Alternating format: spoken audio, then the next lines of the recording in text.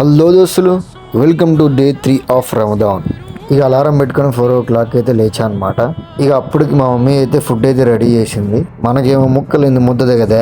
ఇక అట్లానే నైట్ అయితే చికెన్ తెచ్చేసి మార్నింగ్ అయితే మా మమ్మీ అయితే ప్రిపేర్ చేసింది అనమాట. ఇక మన ముందు ముక్క ఉంటే ఆగుతాం మనం.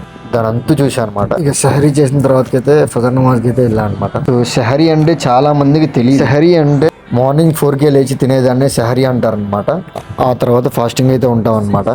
ఖమ్మంలో ఒక చిన్న ఈవెంట్ ఉంటే మా శిశానితో అయితే వెళ్ళా అనమాట.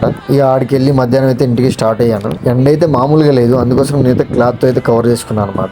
ఇక ఎప్పుడు అని వెయిట్ చేసి ఉండగా మనకి ఇఫ్తార్ టైం కూడా అయిందనమాట.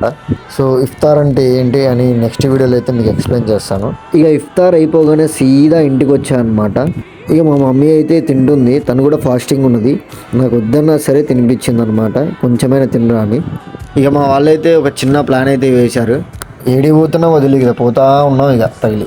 మా డ్రైవర్ సాబ్ ఏమో హెవీ డ్రైవర్ అనమాట. చూడండి, సెంటర్లో ఉండాల్సింది చివరికి వచ్చి మరి కూర్చొని తోలుతాడు. ఏడిగిరా పోయేది అంటే ఇడికి తీసుకొచ్చి ఆఫ్ చేశారనమాట. వాళ్ళు పైసలు పెడతారంటే మమ్మల్ని పైసలు అవుద్దని అన్నిసార్లు అడిగారు, ఎక్కడికి వెళ్తున్నావు అని. సో హలీం తినడానికి అయితే తీసుకొచ్చారనమాట. అక్కడ నుంచి హలీం అయితే తీసుకొని మా పాషాబాద్ షాప్కి అయితే వచ్చినాం. ఇక మన ముందు ఫుడ్ అంటే అవుతుందా, ఇక అందులో హలీం ఇక దంచినాం అనమాట. ఇది ఈ రోజు ముచ్చట. మళ్ళీ నెక్స్ట్ వీడియోలో వెళ్దాం. మీ ముస్లిం ఫ్రెండ్ని ట్యాగ్ చేసి హలీం అయితే అడగండి. మళ్ళీ నెక్స్ట్ వీడియోకి వెళ్దాం. బాయ్.